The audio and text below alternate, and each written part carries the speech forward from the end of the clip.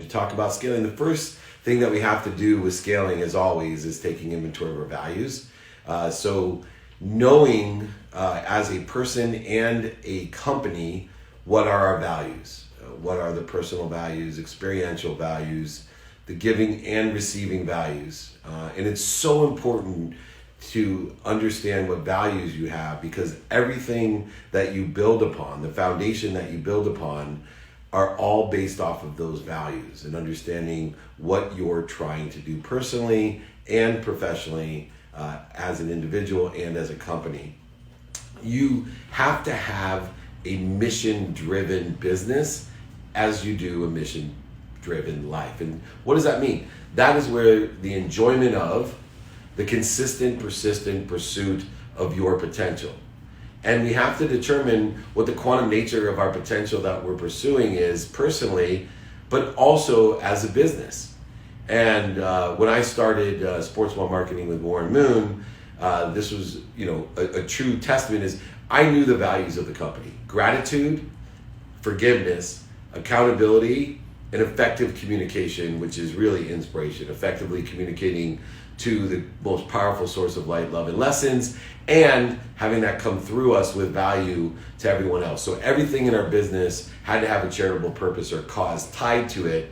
So we understood the values of the company, but the mission is different. The mission is tied into.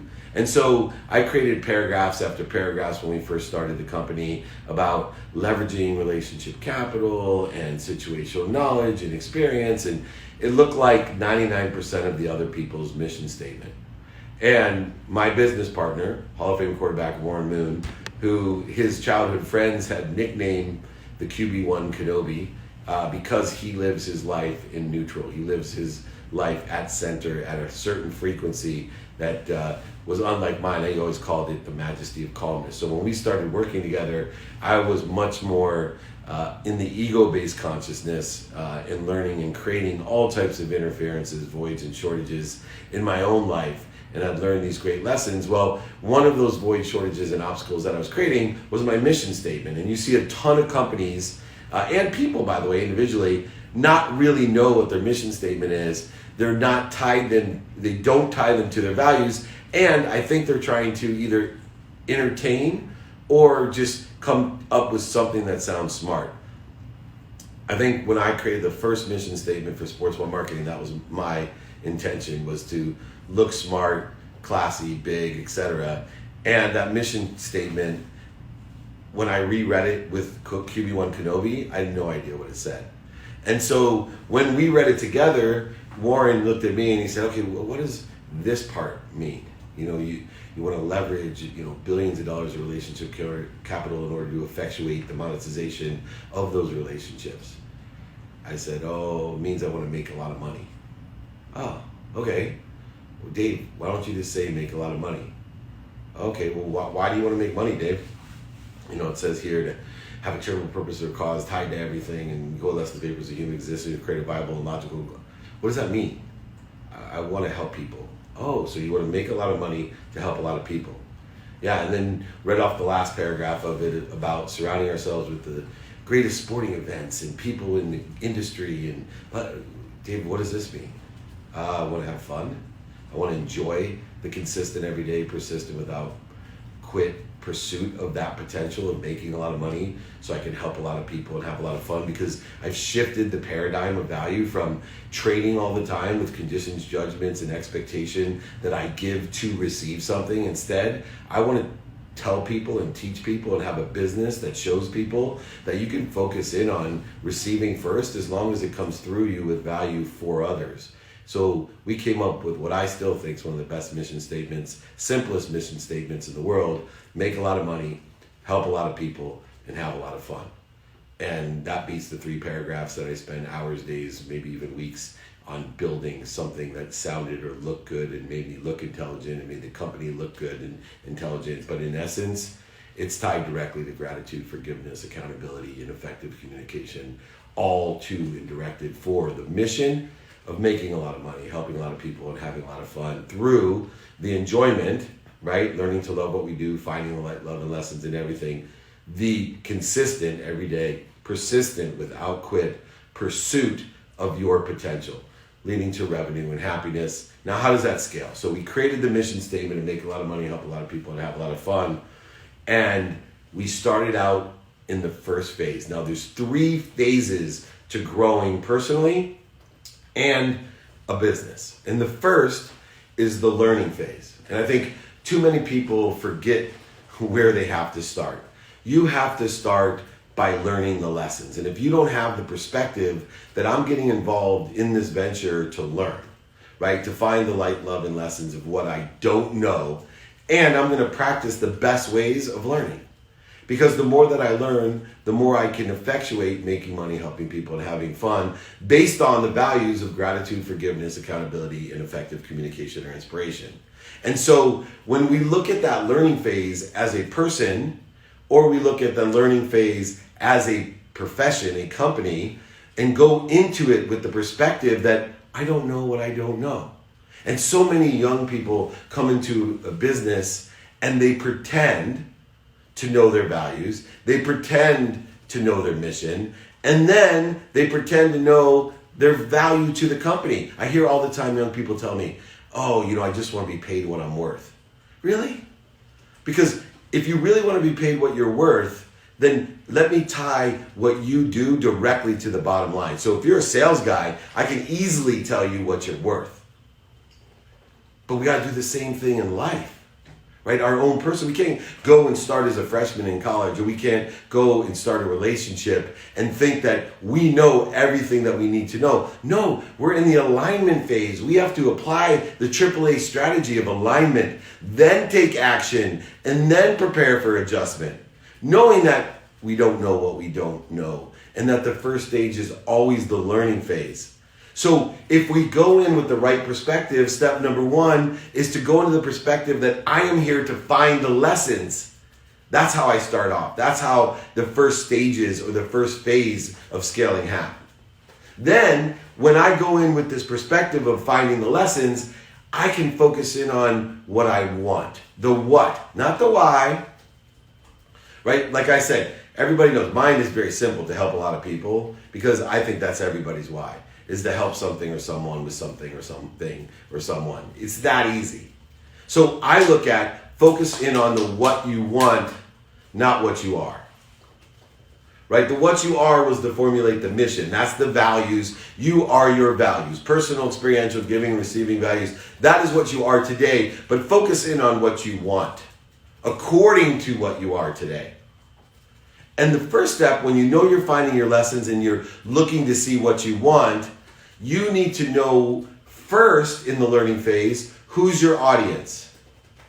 Who is your audience is missed so many times. People are so far down the line in their business and they don't know who their audience is. They don't know the size, they don't know the demographics, they don't know the wealth, they don't know the transformation. So therefore, they don't know how to stimulate interest, transition interest, or share a vision. And they definitely don't know how to manage a vision if you don't know the spectrum of who you're trying to address.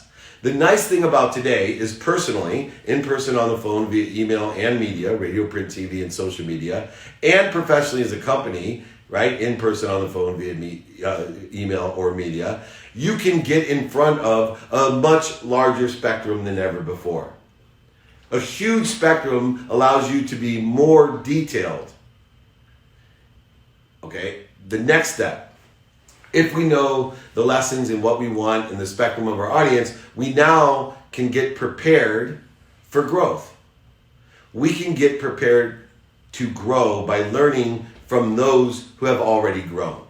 The way you get prepared for growth is to find someone that sits in the situation that you want to be in, or a similar or synergistic or supplementary situation that you want to be in, and ask them how they got there. Ask them where the roadblocks were. Ask them what dummy tax that they've already paid. Wouldn't it be nice in your life if somebody else would pay all your taxes? Well, that's what you get to do if you ask for help and you look and find those people that are synergistic, supplementary to where you want to be and that have already grown. Now, financially, the most difficult part of the learning phase is the financial phase, either personally or as a company.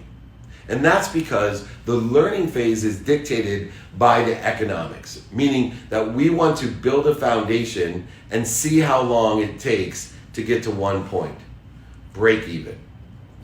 Right? This is either personally or professionally. You need to break even. You need to invest every dollar, every time, resource, etc., in the enjoyment of finding the light, the love, and the lessons, in the consistent, everyday, persistent, without quit pursuit of the potential of what? Breaking even at what you want. Breaking even. That means that anything that you buy, invest in, etc., from the employees that you have to have, do the equipment, to the software, the CRMs, the phone system, whatever it is, you should put a target on it of where its break-even point is. Time, value, and resource. You need to look at the quantitative value of what you're doing and look and say, okay, this employee or this copier or this car or van or this piece of equipment, it will break even. And if you're formulating everything in the learning phase to how much is it going to cost to learn the lesson to where we can go to the next phase, you will be much better off, and you will look at things as an investment in yourself or your company. So each person does not become an expense. It's an investment in what is a foundation, and the foundational purpose is to break even, to come out equal. Then you get to the second phase. The second phase is the execution phase. So I now have things that are growing and set. I've asked for help on people that have already been there, supplementary or synergistic to what I'm doing. I also have the lessons that I'm looking for in the light in everything that I can by learning and enjoying the pursuit of the consistent, persistent pursuit of that potential, whatever it may be, me to make a lot of money, help a lot of people, and have a lot of fun. So when I leased my first office, I was like, okay, when can I break even on paying for the office? When I hired my first employee, when can I break even on that? What investment am I going to need to make? Therefore, I can manage my own expectations of how much capital I'm going to need in order to get me there, with no expectation that I'm going to make a penny. Because you can't build a firm foundation unless you make an investment, financial, time, resources, emotion into the foundation to get to the second phase, which is execution. Execution phase is a growth phase that creates a profit. It creates acceleration and growth that has a substantial ability to either reinvest or take out. Once again, the first thing that we have to keep in mind is we still have that lens of productivity. How much value are we going to provide? Accessibility, how accessible are we to others, and are we accessing what we want according to our mission statement and our values, and the lens of gratitude, meaning find the lesson. We're still looking to find the lessons on how efficient and effective and statistically successful we can be in order to make more profit. Right? The first phase, the learning phase, was about breaking even. Now we want to profit. So if this is about our health, we want to start seeing the results, right? If it's about our nutrition, seeing whatever it is in our life, our relationship, we want it to be fruitful. We want it to harvest. It's the execution phase. And in the execution phase, we need one thing. We need a team. A team, because now we can scale, and we start scaling with that team. And we want to make sure that all of our team members are not only aligned with the values, but also understanding the mission, so that when they make their decisions, they don't have to be micromanaged, they don't have to be told. And there's a system to do this in life. You can do it with your children, you can do it with your friends, you can do it with your business. Let me show you the 3-step process. Here's how you execute and create profit. Now that you have a foundation, right, we start bringing people in, and they shadow you, or they shadow an exercise or a situation. Then they start working in the context and collaborating with it, and then you watch them. And then you let them go so that they can do it to somebody else. And so the system keeps going and growing and going and growing and growing and going and growing and going. Watch, collaborate, listen, leave. Those are the 4 steps that you have to do. You have to be able to actually show someone and give them the situational knowledge in order to effectuate what you're teaching. They have to be able to see you do it or somebody do it. There has to be that type of transition or mentorship program. And then the collaboration, they do it together. And then the observation of watching them do it so they can find and make those adjustments. Alignment, action, adjustment, AAA strategy infected. And you have to make sure that you have certain rules that need to be followed. Right? For me, very simple rules of gratitude: forgiveness, accountability, inspiration, taking inventory of your values, asking and attracting, being a student of your calendar, doing it now, and practice ending fear. Whatever your rules are, right? It could be every day you have to report in to be a student of your calendar, or you need to be here on time because every time we have a group meeting and you're late 5 minutes, it's 5 minutes times 30 people. That's 150 minutes that we are not using in the most effective, efficient, or productive, accessible, and gracious way. These are just rules, and there has to be certain rules, not too many, but there has to be certain rules to fit into the execution phase. Another key component of scaling in the execution phase is find outside expertise. Right? Not everything in the execution phase results or needs, especially today with so many freelancers and so many experts that are available at a variety of prices from free to millions of dollars. But find expert outside expertise. Outside expertise that either have relationships that you want to have knowledge that you want to have paid the dummy tax so you don't have to pay it, and make sure that each of those outside experts have a quantitative guaranteed value for you. It's that simple, but you need to seek outside expertise. You don't have to have everybody be permanently on your team. One of the key rules in the enjoyment of the consistent, persistent pursuit of your potential is that you never can compromise consistency. Right? If you understand the conscious, subconscious, and unconscious continuum as an individual or a corporation, you know that consistency is what creates the exponential and acceleration that you need. Even if our senses are too weak to discover it and our memories are too short to remember it, you need to know that if you consistently do something, not only will you get better, which means you're exponentially going to grow, but things will happen faster, which means they're going to exponentially grow in a quicker amount of time. Even though you can't see it, just as I always say, like my kids, I can't see them grow, and so I have to go buy them another pair of shoes every 3 weeks because they grew out of the last ones. You can't see it growing. That's exactly what occurs personally and professionally in your life. We're not capable of seeing incremental exponential growth, incremental acceleration until what? It's too late, meaning until we've already stuck out the fight, until we've already enjoyed the consistent, persistent pursuit of your potential. And when you do that, you'll be able to reap the rewards and the harvest and see that you're in the execution phase.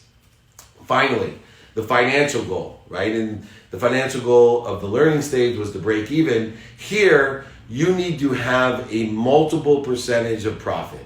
You need to know what your minimum amount of goal is. So I want to minimally with each employee that I have, double the amount of money that they cost me in profit. A certain percentage is going to go to reinvest, to give bonuses, to give raises, to pay for the rent, the overhead. All of these things have to be taken in mind. The same thing is true in your personal life. Have those financial results of execution that you're looking for. Know the percentages. I actually have extracted my emotions, which has helped me exponentially in financial well-being by extracting the emotions, because every single year, at the beginning of the year, I dictate what percentage goes where. And I set minimum goals of what I want. I want to double the amount of money I make as fast as I can. No matter what I make, this percentage goes to my wife, this goes to my children, this goes to my mom, this goes to my immediate family, this goes to my community, this goes to my state, this goes to my country, and this goes to the world. Percentages. Therefore, if somebody asks me for something, if it's not predetermined, most I could say, please submit it for next year, but it's not in my plan for this year. And yes, there is a discretionary fund, of course, which is a percentage that's already predetermined so that I can extract my emotions from it. But my financial goal, personally and professionally, is to have a certain multiple of percentage of distribution or downstream of what profit I make, because I already know I was breaking even in the learning stage. And then finally, what I call the annuity or equity stage. This is when we're thriving, when the energy that we created more energy. And in this, the first thing that people have to do is dream.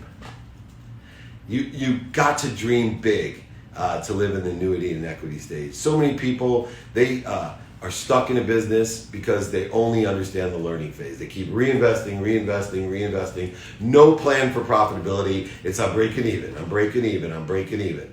And then you have the people that know the execution phase and they're profitable, reinvesting, spending, reinvesting, but no annuity. No annuity that says, this is how big I can be. Let me imagine things that nobody else has imagined. Let me be extraordinary. Let me then try to predict the future by using experts that have experienced something that I believe is going to happen in the future. So if you're in a pandemic, you can read history about people that have lived in a pandemic and pick up on human nature and what has happened to the housing market, the financial market, educational institutions. And you can start learning and seeing and growing and leveraging the lessons for the future to predict it with more statistical success. You can ask people that have lived through different financial crises, emotional crises, health crises, institutional, educational, whatever crisis they may be, and ask them what they learned. So you don't have to pay the dummy tax. 2, through that, you want to identify the barriers to growth, right? What is the interference between the corrosion between me and the timelessness of the future, of predicting the future, of creating an annuity for myself, creating equity for myself? You know, I had a friend of mine who had a pasta company in San Diego, and he worked his entire life at the execution phase. And he made a couple $100,000 a year, and he was able to buy a house and send his kids to college and pay for the weddings and the graduate schools, and the grandkids got presents and go on one vacation a year and all of that. But he also had an annuity plan. So when he retired, he wanted to sell his business. And the irony of his annuity plan, though, and through the expertise of people around him, is somebody early on in his career told him, hey, if you're going to build a pasta business, own your business, own the real estate. Because if you build a successful business, even if it just is barely profitable and allows you to live or it just breaks even, someday you may profit, or the whole value of your business may not be the business itself, and maybe the real estate. And lo and behold, when he went to sell his business and retire or repurpose or re-engineer or restart his life, which is actually what the training is next week, about re-engineering, repurposing, and restarting your life, your business, and your life, he ended up selling his business. Now, the business wasn't worth that much, but the property was worth $20 million. $20 million, never had to work again or worry about his financial well-being again, because he created an annuity by dreaming big and trying to predict the future by asking for help and identifying all the barriers for growth that he had. Now, I use a spine strategy when I'm in the annuity or the equity stage. And the spine strategy says this. It starts with knowing, like the pasta story, that the legs feed the lion. In the Miracle on Ice movie, Herb Brooks, the coach of the Olympic team, which is still, I think, the best win of our century, of 100 years, the most notable sports win, when the U.S. Olympic team beat the basically professional team of Russia with a bunch of college kids, and then even after that won the next game to win the gold medal. He would always say, the legs feed the lion. People thought he was too tough on them, but he knew that he would skate them and skate them and skate them. The stronger their legs were, the more food that they were going to catch.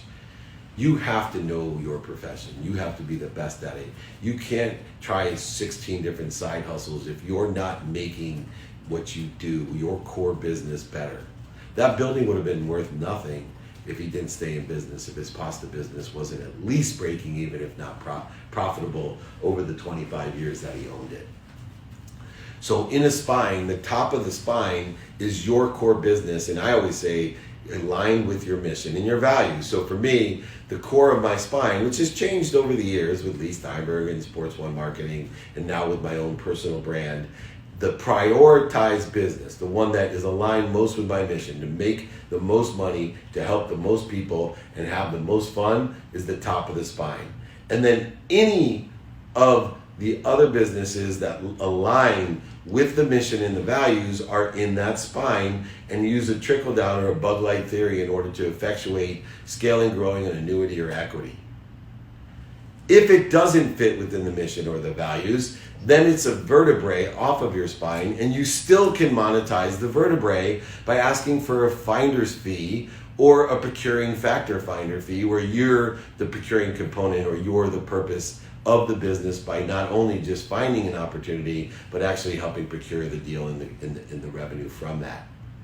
So use a spine approach in both your personal and professional life. Use a spine approach by knowing what your values are, what your mission is, and giving your primary focus, attention, and intention into the coincidences that you want here. Allow it to feed the other businesses that are aligned with your values and your mission, and then create vertebrae that are with businesses that aren't within your values or mission or within the core competency. Your goal through this spine strategy is the one which is my mission, which is to empower others to be happy. Happiness being the greatest virus of all time, spread simply by witnessing it. Change your life mentally, physically, spiritually, and financially. Simply through happiness. That's why all of this is the road to revenue / happiness. Scale your business and your life. You need to have a trickle-down approach in the equity or annuity stage.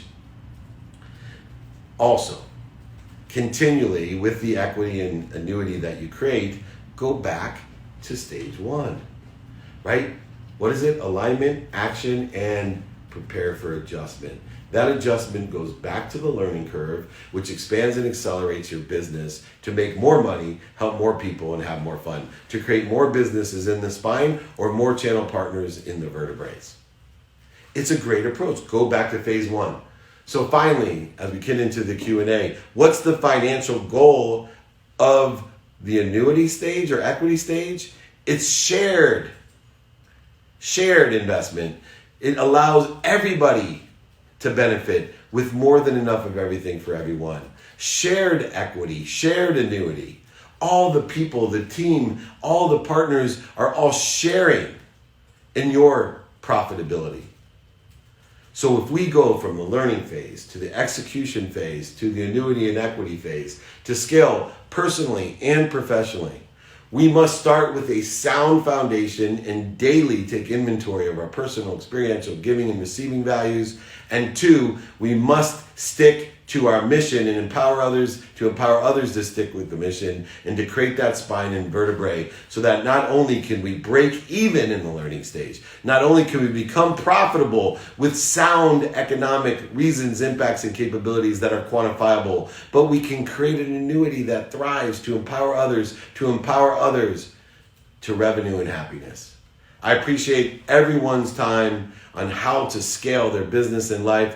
I'd love now to take questions and get to the fun part. Appreciate everyone. All right, Kyle, I am looking for an investor to assist my vision. What would be your steps to take? 5 steps to take when you're looking for an investor. And thank you for not saying, in these times, how do you do this? Because that has no bearing at all. Because there's only 5 things no matter what times we're in. Number 1, credibility. Make sure that you look through with a fine-tooth comb the credibility of everything you present to an investor. Verbally, on paper, digitally, wherever it is, make sure through a fine-tooth comb that you're not overselling, back-end selling, lying, manipulating, or cheating. Because the minute you do, all they will focus in on is looking for the negative, non-credible things that you're saying. In fact, when there's anything questionable, you're not going to get the benefit of the doubt. If you were 100% credible throughout the process of getting an investment, you would be 100% successful. Because anybody that's 100% credible, which I've never seen before, could simply say, invest in this and this is what you're going to make, and everybody would believe them. Second, emotional attachment. You need to have emotional attachment. People buy on emotion for logical reasons. 3, you have to be able to articulate in print, in verbal, whatever way you are, you have to be able to quantify and articulate the reason somebody should do it, the impact it's going to have on the business, and the capabilities that you have in order to execute on the promises that you made. If you can do that, you can then ask a question, can you see any reason that you want to move forward? Right? I guarantee you're going to make $1 million if you just give me $5. Well, if you're credible, we have an emotional attachment, you trust it like me, and you can articulate the quantified reasons, impacts, and capabilities, I can't see any reason I won't want to give you $5 to make $1 million. The last 2 components are interesting. One is an overall impact. That takes the ability to understand and ask a series of questions of how you can provide value, and if they know somebody that can help you. And then finally, the most confusing of all, where most people start to try to take in the investors to assist in their vision, is straight ideas, features and benefits. The innovation, the ideas, the features and benefits should only be supplementary, synergistic to the credibility, emotional attachment, reasons, impacts, and capabilities that you articulate and quantify effectively.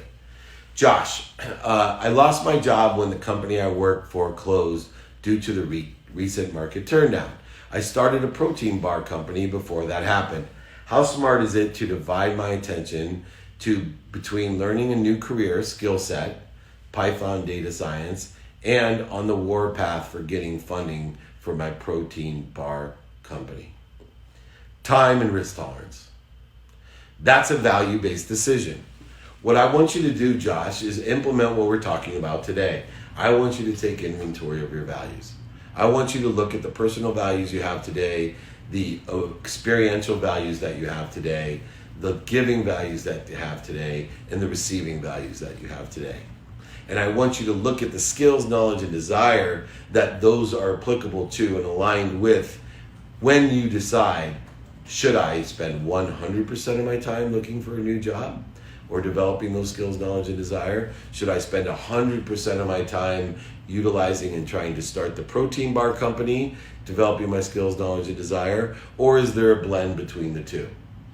Determine upon how old you are, how secure you are, what help you have, who you know, what you know, and where you need to go. Depending on all those, aligned with your values, it will be quite easy to make the decision which way to go. If you don't or have difficulty understanding, reach out to me. These are the things that I coach on specifically with the detailed independent dependent variables in order to effectuate how we know what those personal values are. And remember, your values don't have to be balanced. It's not 25% personal, 25 experiential, 25 giving, and 25 receiving.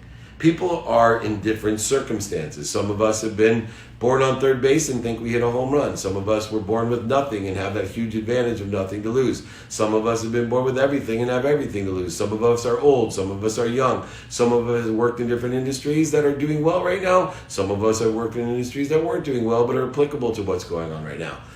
Please stick to what you can control, your mindset, feelings, what you think, say, do, and believe, and even the unconscious competencies of your own personality, and determine which way you want to go. 100% towards the skills, knowledge, and desire for a job, 100% towards the protein bar, or a blend in between. Next, Shadow. Sir, how do you know this much? What books do you read? I don't know that much.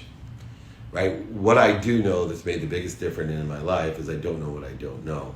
And I'm radically humble enough to not only be of service as a beloved servant, but more importantly, to ask for help. To find the people that do know, that have paid taxes for me to effectuate what I want. So I spend the majority of my time accessing, right? I'm productive. I provide value to everything I plan, everything I don't have planned, and even in my sleep. But I access what I want. I make myself accessible, but I access what I want by finding people that sit in the situation that I want to be in. The books that I read vary. I read history so I can understand human nature. I read Think and Grow Rich every day. I read The Course in Miracles every day to give me the different layers of peace, forgiveness, ego-based consciousness. I read Wayne Dyer, Dr. Wayne Dyer, The Power of Intention. And then I read all types of other books, like my friend Evan Carmichael's book and my friend Rob Angel, who invented Pictionary's book, which is coming out Monday. All of these different books I read, I listen to, I ebook, I grade summary, I Google, I seek the information. I don't necessarily read every book or listen to every book or watch every movie end to end. I find the lessons, I reposit the lessons and create stories around those lessons so that I can not only remember them myself, but articulate them to empower others to learn the lessons that I've learned so they don't have to pay the dummy tax. Next, Philip, welcome. Explain how a person becomes a student of their calendar. How do you prioritize tasks? So a student, first of all, is someone who pays attention to and then gives intention to the coincidences that they want in their life. Attention plus intention equals coincidence, a mathematical occurrence of when two things coincide at the right way at the perfect time. You have to study your calendar. Study what you have planned with that lens of productivity, how much value you're going to provide, accessibility, how accessible you are to others, and how are you accessing what you want, and a lens of gratitude. Finding the light, the love, and the lessons, clearing the connection to that which you're always connected to. If you study your calendar, pay attention to, and give intention to, you will get the coincidences you want rapidly and accurately at the right way at the perfect time. Things will push you to a better situation or make your situation better. And that allows you to have more faith. When you have more faith, it clears more interference and more corrosion between what you're already connected to, which are those light, love, and lessons which you then access. So it's a self-perpetuating system of positivity that creates more abundance, that allows you to have more room for what you want so it can come through you for others, which allows you to create more for others, which then in turn keeps the cycle going. You need to be a student of your calendar, study what you have planned, what you don't have planned, the white space, the empty space in your calendar, and your sleep. The number one habit that we all share. On average, we spend about 8 hours of time sleeping, which is the only time that we completely are out of our own way. Our ego is not creating interference, voids, and shortages. So we have to utilize that time by studying it, paying attention, giving intention to the coincidences we want in our sleep. And the number one coincidence I want in my sleep, besides physical restoration, is that I want to start my next day at a higher frequency. I want to plateau and grow. I don't want to live the myth of Sisyphus. I don't want to push a boulder up to the top of the hill every day just to have it fall down when I go to bed and wake up at the same place every morning. I want to plateau and grow. So I'm a student of my calendar.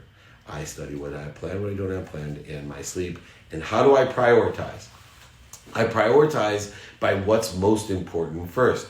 How do I determine what's most important? What's aligned with my values and my mission. And if something is urgent but not aligned with my values and my mission, I can either delegate it or not do it. That way I'm using my time with the lens of productivity, accessibility, and gratitude. I'm using my time in an efficient, effective, and statistically successful way. I am getting statistically more successful, accelerating and growing, and getting what I want more rapidly and accurately. Fernando, how are you? Are entrepreneurs born, or they can be self-made too? Can anybody be an entrepreneur? Can anyone be an entrepreneur? Okay, everybody's born. So yes, entrepreneurs are born. Entrepreneurs are made. I'm giving you the keys of scaling to, as any entrepreneur, to do that. Everyone has potentials, right? I have great potential as an entrepreneur, great potential as a writer, a speaker, a coach, all the other things that I do.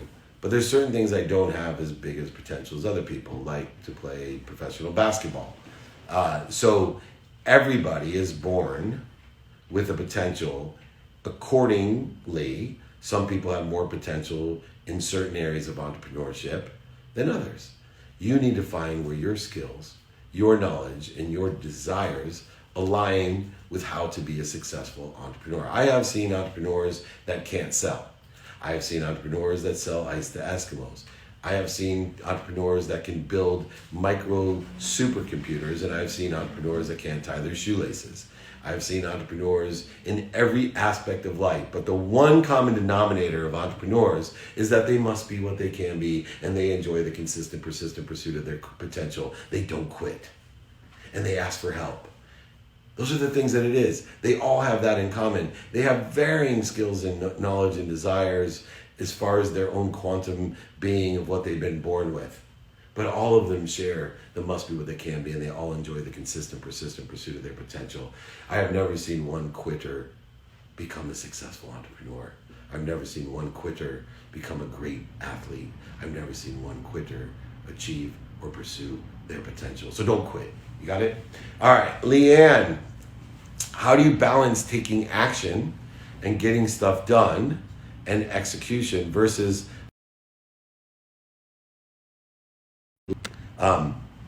you got to do both, right? And so 2 minutes a day is worth more than 2 hours on a weekend. I meditate 20 minutes in the morning in order to effectuate the higher frequency. When I get off of track, right, even though I'm executing items as a student in my calendar, being productive, accessible, and gracious, implementing the law of Goya, getting off my ass, I am a ferocious Buddha. I'm a ferocious Buddha all day long. I'm number one, ferocious at stopping when I'm going in the wrong way. I'm a ferocious Buddha when stopping when my ego, right, whether it's fear or the secondary fears, the need to be right, the need to be offended, separate, inferior, superior, anxious, guilty, resentful, all of those different things that we feel, I'm ferocious about stopping, right? And then I'm a Buddha, right? Then, like you say, I listen to my intuition. I breathe through my nose, out through my mouth. I get back to center, knowing where I started the day at the highest frequency. Not like the myth of Sisyphus, but at a plateau that's much higher so I can grow. And I breathe into center, and I think about, why do I feel this way? And I don't move in the wrong direction. I stop, and then I'm ferocious again, and I roll back into the right direction. Roll back into it. Right into the right, without wasting time, energy, emotion, and resources. If I go back or you go back and look at all the time, money, resources, and energy we've wasted just with the need to be right or a need to be offended, two of my faves, which they come up every single day. I just get back to center a lot quicker instead of years and months and weeks and days and hours wasted. Now it's just minutes and moments. So you have to have a blend of both. You have to make sure that every day you're a ferocious Buddha, knowing when and being aware of your own ego and then stopping, which takes great ferociousness, dropping just like a Buddha and breathing into that center of the highest frequency, and then getting ferocious again, productive, accessible, and gracious to implement as a student in your calendar the efficiency, the effectiveness, and statistical success you want to allow things to happen, to clear the interference between you, the light, the love, and the lessons of everything that exists. How do we know if our business is worth investing in? Well, use the philosophy of the learning phase, right, to figure it out. Find out if you can get to even. Find out if you can do the math of how you're going to get to break even. Find out what type of investment is it going to take, and is there other things that would take less investment to get a higher yield. It's all math. It's time and risk tolerance. It's just a matter of doing the work, of being more interested than interesting to find out what something is worth. The reasons, impacts, and capabilities align with your value and your mission. What something is worth to you is not the same that it's worth to somebody else. Trust me, my wife just bought a chair, and we have varying degrees of worth on the chair that she bought. She felt it was worth investing in. I think she has a problem. All right, I hope she's watching this. Anyway, how do we find, I'm in so much trouble, it's the weekend. Cancel. All right, I'm looking for the queen I'm married to. Okay, how do we find help and mentors if you're new to a small town, don't know anyone? Hey, that's the old school excuse. Hey, why don't I look to see what I don't have? Let's find the void shortages and obstacles. Let me focus in on the barriers, right? It says here under annuity and equity, right? Identify your barriers to grow. But don't focus in on the barriers, focus in on what you want. There is an unbelievable thing that in small towns, that although you can only, no matter what town you're in, meet so many people in person, especially today, it's limited. But we have this really cool thing called the telephone, and we can talk to people and text people and reach millions of people by the telephone. There's also this unbelievable thing called email. That also has a capacity to reach tons of people and to ask how we can be of value or service, or do you know anyone that can help me? And then there's media, radio, print, TV, and social media. I hope in your small town you have access to at least one of those, because if you do, you have access to about 4.4 billion people. So let's not make excuses. Let's not focus in on what we don't want, right? I'm not going to focus in on my wife wasting my time and money on chairs. I'm going to focus in on her understanding what an idiot I am and loving me despite how big of an idiot I am. And hopefully you'll do the same. Let's find what we can do. Let's find the opportunities, the size, the scope, and scale of the spectrum in which we want to address, no matter where we actually lay our head. Trust me, I know so many billionaires, including Warren Buffett, that lives in a very small town. So let's make it happen. Ray, Uber's been losing money for years. When is the break even? When they go public? That did not go well. Well, I don't run Uber, and I didn't run Amazon, right? Amazon was one of the companies that was in debt for so long until they turned the switch and stopped borrowing money to expand. And then they broke even very quickly, and then they went into the execution phase, and now they're in an annuity and equity phase that has never been seen before, into the trillions of dollars. So remember, they have their plan, and Uber can pivot and grow. They are still maybe in their learning phase or an execution phase, but I hope that they have values and a mission, and they adhere to the financial goals of the learning phase, of the execution phase, so that they can reach the annuity and equity phase for anyone out there that has participated or invested in them. Anonymous, for someone on the feeling side, harmony is highly valued. How would you be able to welcome new challenges and taking risks while maintaining harmony for yourself? That's a great question, because I shifted my thermostat in life. My thermostat used to be my bank account. And then I determined how I feel. If my bank account was way high, I'd feel really good. If my bank account was low, I wouldn't feel so good. And then I changed it where that bank account was just an ingredient in the mercury of what? My thermometer of how I felt. The harmony, the peace is what I wanted. I wanted to be positive and be happy through gratitude. I wanted to have peace through forgiveness. I wanted to have control through accountability, and I wanted to be inspired. I wanted to clear the connection no matter what the outside lessons were. Pain, right? Pain is just an indicator. It's a turn signal. It's telling me to move a direction because something better is around the corner. Something brighter is for me. It will better my situation. And I'm always trying to be a ferocious Buddha to get back to harmony and to learn as many lessons as I can, to collect as much light and love and power that I can, to allow it to come through me for others, to add my value. My value is determined upon my conscious, subconscious, and unconscious mind. My value is quantum to me, and if I can be grateful, that adds value, but if I can appreciate it, add my personal value to it, and then give it away, I create even more expansive nature, more abundance for more people. And challenges are just lessons. Pain, which is indicative or aligned with challenges, is just an indicator that you have something to learn.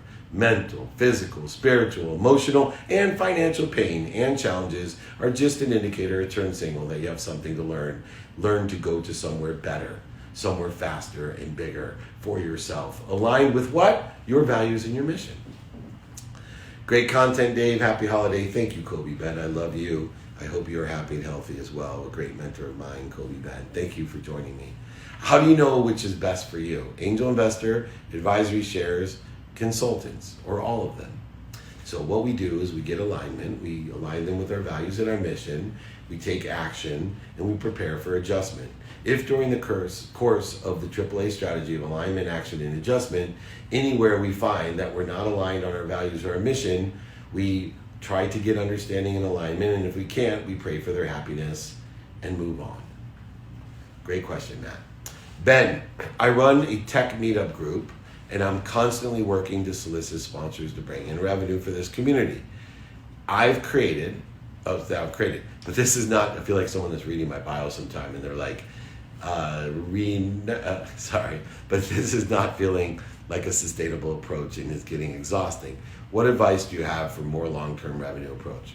First of all, if you don't feel that sponsorship is a long-term solution to funding your project, that's because you're not providing value to the sponsors. So what I would work on is value.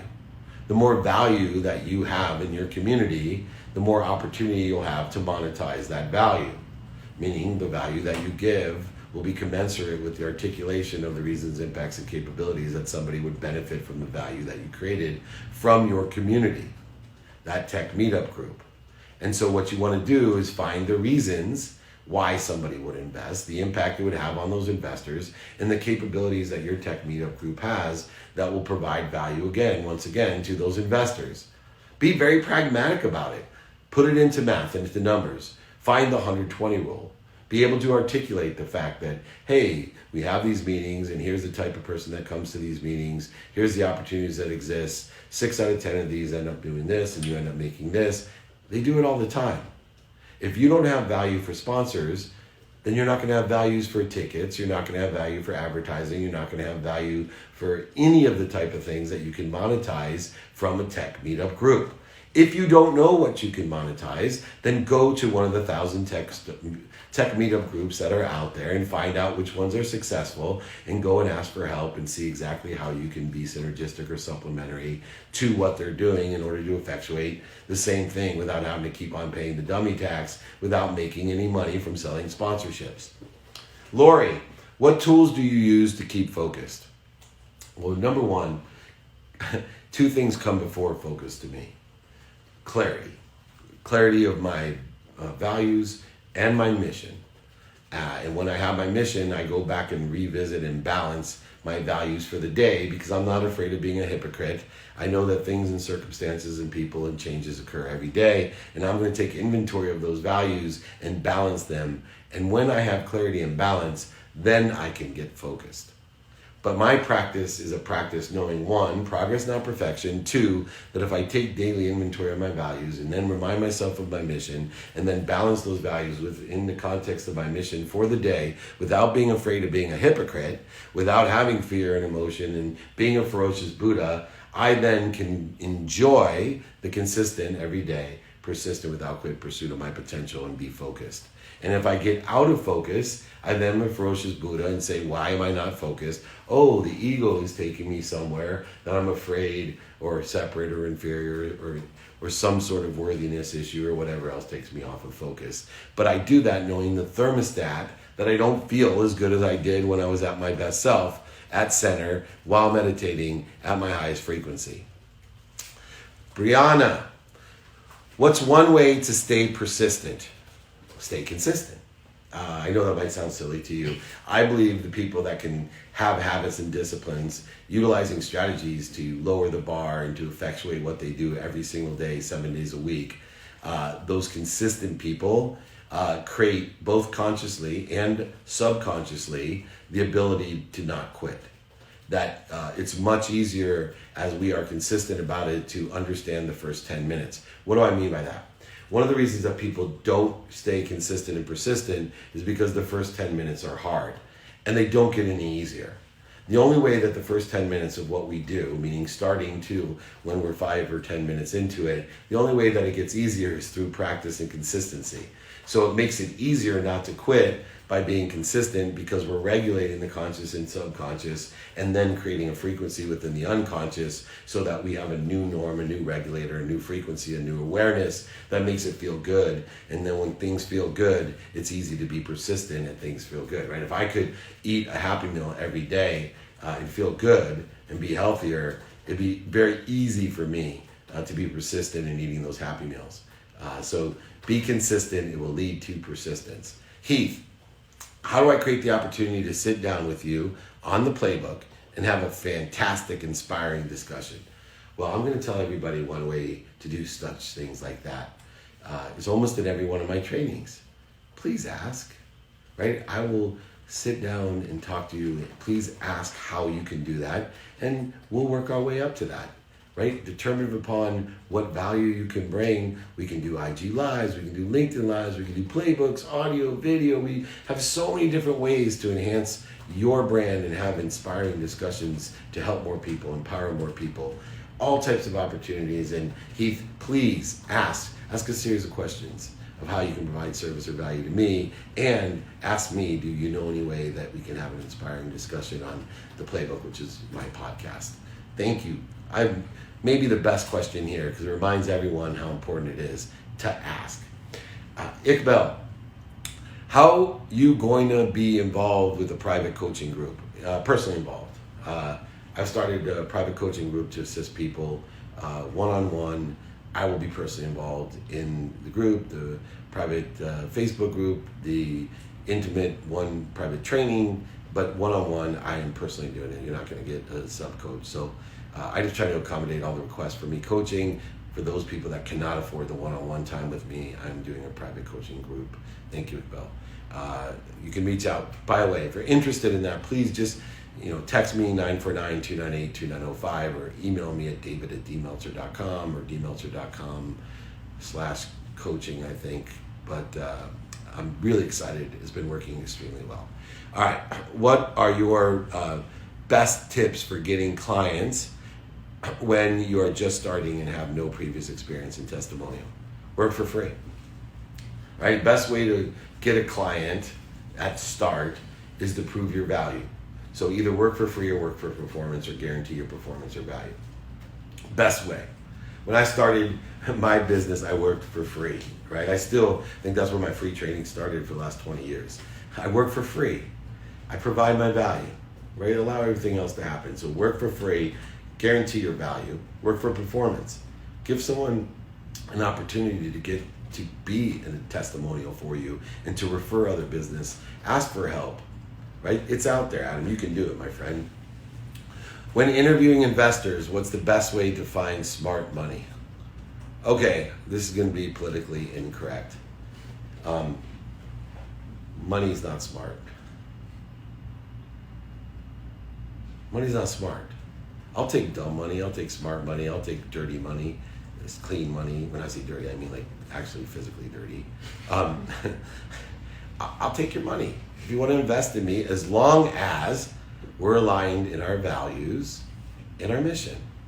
And if I have the right paperwork to protect the investment, what do I care? If somebody has literally, doesn't know anything about, let's say that I'm in sports marketing and somebody comes to me and says, I love sports. I want to give you $10 million, David, for 1% of your company. Now, it might be a little bit undervalued, but let's say I wanted it. What do I care what he knows about sports or not if I have the appropriate alignment of my values and my mission and I protected myself on the investment that he doesn't have any voting rights or any say in what I do and he can go enjoy, maybe he just wants access to the events that I go to. Who knows? I've had all of those and it definitely is stupid money. So don't get into some egotistical, arrogant way of thinking there's smart money or dumb money. If you need help, then go get a mentor. If you need help, then pay for a business advisor like myself that will make you more money. Don't lie to yourself and lie to the investors. Oh, we're looking for strategic investors. We're looking for smart money. Bullshit, you're looking for money. I'm serious. You know you'll take dumb money as long as you're protected and it's aligned with your values and your mission. Come on. I'm just, literally, it's frustrating when people will start out and say, how can I help you? Well, Mr. Meltzer, we're looking for a strategic investor. No, you know what? You need an advisor and look, pay me and I guarantee I'll make you profit every single month. And let's go get investors that have money regardless if it's dumb or smart or ugly or funny. I don't care what their money is, as long as it's real and honest. All right, Mike, good question. How can we help to bring more people to these trainings? Taking action on what you say changed everything for me. This is like 3 setup questions. I'm not paying these people, I promise. Please, everybody, I'm asking for your help. Be a sponsor, be a power sponsor of mine. Invite people to these free trainings. I'm not selling you anything. Literally, please send the replays to people. Send my guides to people. Send my books to people. I'm not charging for them. Just send them. Let's empower as many people as we can, to empower as many people as you can, to be aligned with what we think. And if you don't agree with me, let me know so I can also be a hypocrite and change my mind according to your values. But let's all join and be a big, great community that create abundance in the universe so that everything comes through us to everybody else. Please share, right? Thousands and thousands of people register. Hundreds and hundreds come here, watch it for live. But more people watch it on the podcast, watch it in replay on YouTube. So share it. And please invite everyone you know. It's free. We completely understand. We completely appreciate you. Well, we're coming to the end of the day. Next week's training is on re-engineering, restarting, starting over, where we go to take advantage of the opportunities that exist tomorrow, to be able to be brave and have that spine strategy. If you want the free training guide, please reach out to me, 949-298-2905, david@dmeltzer.com. There's a free training guide, Scaling Your Life and Business. It's all free. If you want my book, email me once again, text me, that's fine. If you haven't registered, please do. Register your friends. Just reach out, 949-298-2905. David@dmeltzer.com, @David Meltzer for everything else. David Meltzer, Google me. Have a wonderful weekend, and most importantly, be kind to your future self and do good deeds. Thank you. Thank you.